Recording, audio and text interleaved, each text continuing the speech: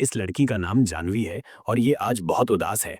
जानवी अभी सुसाइड करने के लिए चाकू उठाती है और अपना हाथ काटने ही वाली होती है कि तभी घर का डोरबेल बजता है। दरवाजा खोलने पर उसे एक अनजान आदमी दिखता है और वो आदमी सीधा घर के अंदर आके किसी को गुस्से के साथ ढूंढने लगता है। ये सब देखकर जानवी पुलिस को फोन लगाने की धमकी देती है। तब वो आदमी गुस्से में कहता है, तेरा बाप मेरे से 5 लाख रुपए उधार लिया है और 3 महीने से कॉल भी नहीं उठा रहा। जानवी ये सब सुन के उस आदमी को बैठने के लिए बोलती है और उसको पानी सर्व करती है। वो आदमी पानी पीते पीते जानवी को बुरी नजर से घूरने लगता है। जानवी उसका नाम पूछती है। तब वो अपना नाम वरुण बताता है और जल्दी उसके पैसे लौटाने के लिए बोलता है। तभी वरुण की नजर जानवी के सोने के कंगन पे पड़ता है। वो जबरदस्ती उनको निकालने लगता है, पर वो कंगन भी नकली होते हैं। इतने में वहां जानवी के पापा बोनी और छोटी बहन खुशी आ जाते हैं। बोनी जी वरुण के पैरों में गिर जाते हैं और कुछ दिनों की मोहलत मांगते हैं। तभी वरुण 3 दिन के अंदर पैसे लौटाने को बोलता है और चला जाता है। बोनी जी के पास फूटी कौड़ी भी नहीं थी। जो कुछ भी था उन्होंने जानवी की शादी में लगा दिया था। पर जानवी की फूटी किस्मत, उसका तलाक भी हो गया और इसी वजह से बोनी जी शराब में डूबे रहते हैं।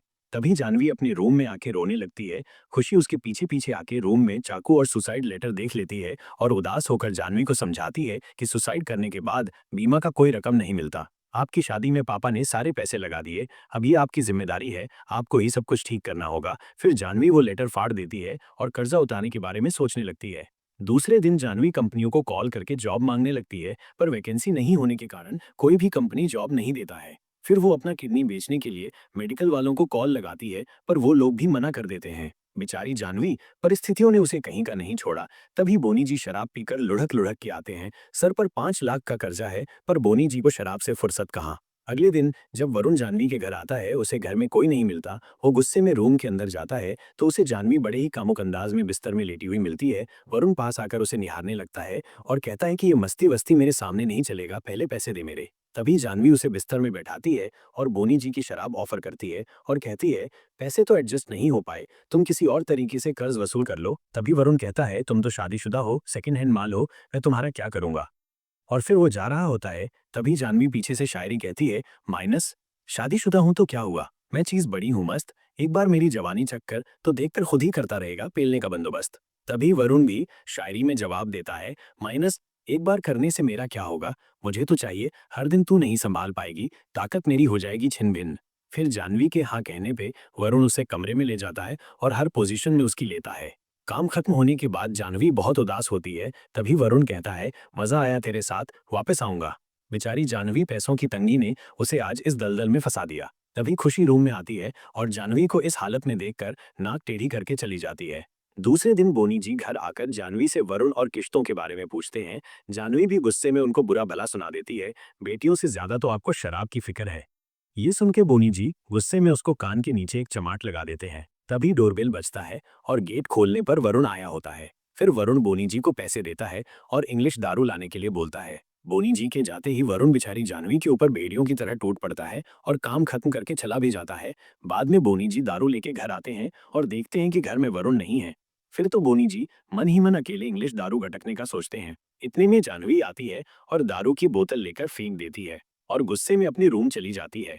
दूसरे दिन वरुण अपने साथ अपना दोस्त सिद्धार्थ को भी लेके आता है और तभी सिद्धार्थ जानवी के साथ जबरदस्ती करने लगता है। तभी बोनी जी घर आके देखते हैं और सिद्धार्थ को मार मार के भगा देते हैं। तभी सिद्धार्थ ये सब वरुण को बता देता है और वरुण गुस्से में घर जाके बोनी जी को बहुत पीटने लगता है और वरुण कहता है, तेरी बेटी ये सब करके ही मेरे पैसे लौटा रही है।